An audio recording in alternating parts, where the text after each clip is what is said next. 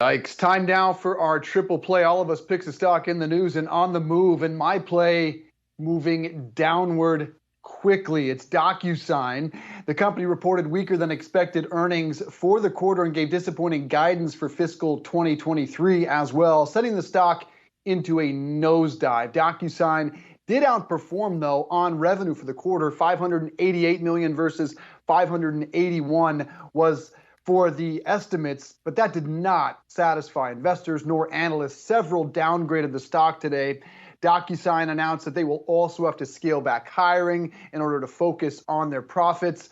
DocuSign, DOCU is the symbol, is actually down 80% from their 52-week high, down 52-week from their 52-week high, and down 58% year to date. It has just been ugly today, falling 24% as that nosedive looks to continue. And obviously, we're seeing a lot of these work from home stock, these pandemic darlings that were doing well. Obviously, you're not going to need DocuSign quite as much if you're back to work in person. So it'll be interesting to see how this company is going to pivot and try and bounce back from this, because they're really in a tough position right now. Well, we're going to shift gears and stay in tech now. We're going to be talking about Apple. Now, the stock is actually falling along with the broad market sell-off today on that CPI data. Now, Apple CEO Tim Cook sent a letter to lawmakers Friday, pressing them on passing federal privacy legislation, according to Reuters. Now, it's interesting to see what the implications will be for big tech, as we saw what happened when Apple's own privacy changes pummeled Facebook stock. Now, we're also seeing that there was some excitement over Apple announcing its buy now, pay later entrance into the space. But we're also seeing some headwinds, though, from the UK, and that's over browsers and cloud gaming. Now, the Competition and Market Authority is alleging that Apple and Google's dominance in mobile ecosystems shuts out competitors, holds back the British tech sector, and, of course, limits choice. Now, this is just the latest in a move for scrutiny by big tech out of Europe. But, of course, Britain trying to get back its economic growth, the slowest growing growth in the OECD apart from Russia. And that's, of course, due to the invasion in Ukraine and the sanctions.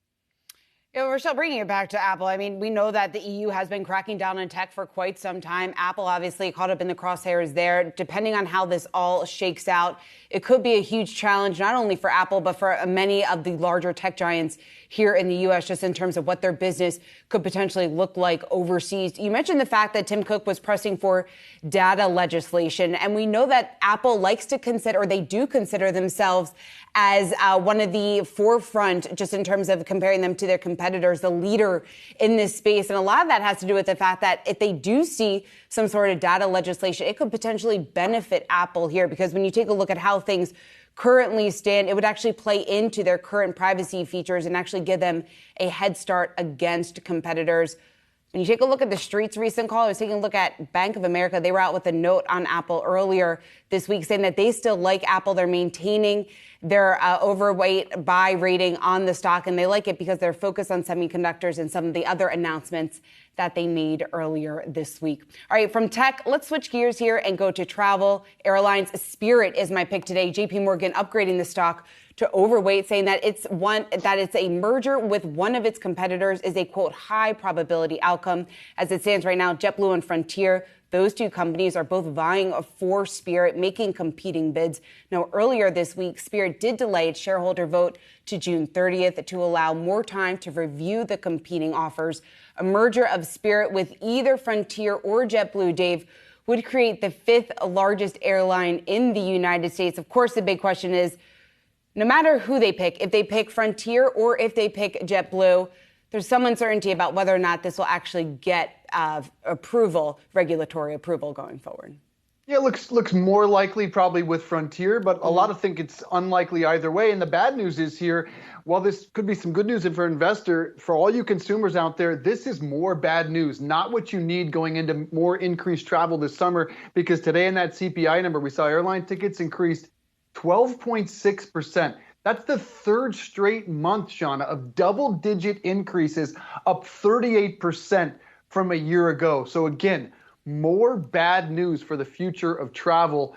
But again, people have shown that they are very resilient. They continue to want to fly. How long that lasts, a big question.